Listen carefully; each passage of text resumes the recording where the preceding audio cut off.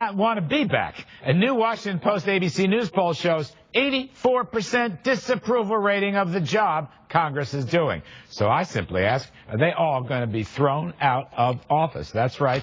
We've got House members Peter Welch, Democrat from Vermont, Nan Hayworth, Republican from New York. You two are among my favorite House members. But I have to ask each of you, could this be your last living appearance on the Kudlow Report? Because if 84% are angry at Congress, you guys are never going to get reelected. Ms. Hayworth, I'll begin with you.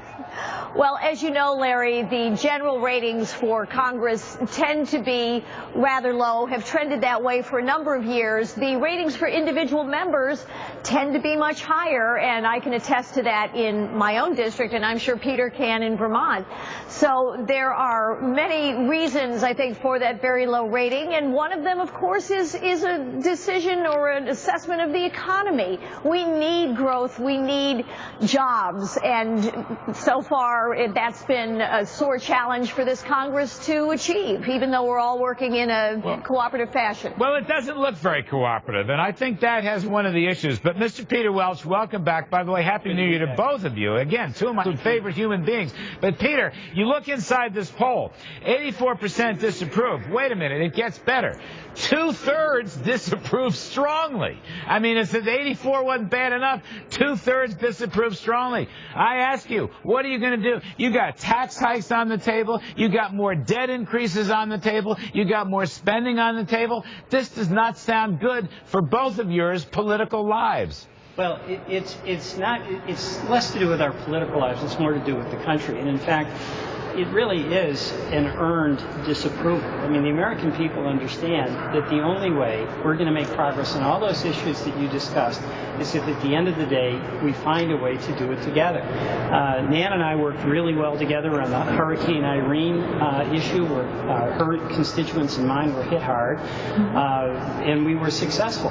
But that sort of model where there's not a perfect answer, but there's an answer that moves us in the right direction, is good for both points of view. It gives people the reassurance, if we work together, that we probably got it more right than wrong, and that what we got wrong we'll be willing to make right. And the challenge we've had in Congress is that it's broken down so that when we get to a vote, it tends to have been constructed in a way where it's all or nothing on one side or the other. And I think that's really the structural problem that we have in Congress, that we're just not setting up a process where we can work together, reach some common ground, and move ahead, not with a perfect answer, but with an answer that helps America. Well, I think people do want some common ground. I mean, on key issues like the debt ceiling, on key issues like the super committee, now you've got a $1 trillion debt increase that's probably going to be disapproved. The Bush tax cuts, all of them, $4 trillion worth, expire at the end of this year. These are very contentious issues, Nan Hayworth. And when I look at these numbers, 84%, it's almost like beyond partisanship. There's a furor out there.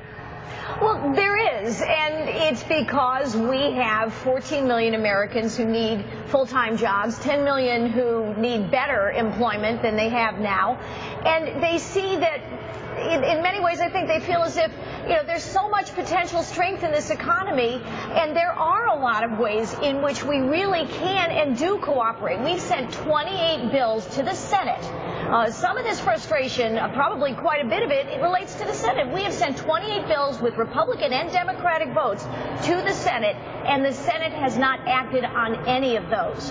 And that's really a terrible problem, one that the House alone cannot resolve. Peter Welch, though, we're not going to have enough time, we never do, but this $1.2 trillion debt ceiling, I know it's already approved, but it's probably going to be disapproved. Is this going to be a contentious bill? And then there's the temporary payroll tax extension, which is also contentious. What's going to happen real quick, Peter?